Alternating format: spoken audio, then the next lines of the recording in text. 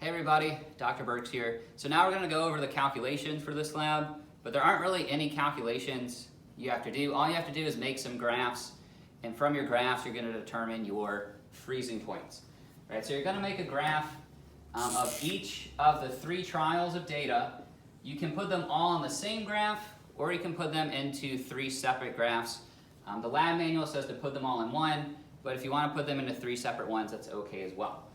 So you're going to make your graph where you'll have time on your x-axis, temperature on your y-axis, and you're going to graph your points. So you're going to get all your points coming down, and at some point you're going to kind of get your plateau. And then so once you have your graph, so you're going to make your graph for each of the 3 trials, what you're going to do is you have a linear part here, and you have a linear part here.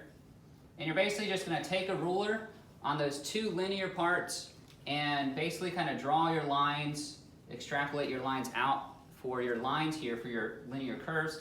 And then the point where these intersect, you look at what that temperature is, and that temperature is then your freezing point for that trial.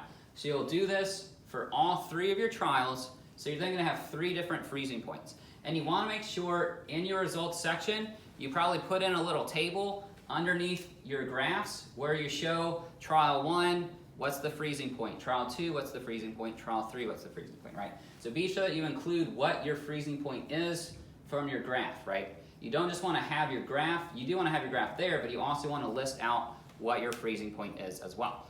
And that's pretty much it for your calculations.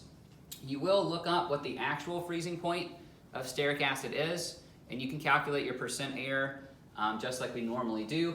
But other than that, it's really just making graph, determining your graph to get your freezing point.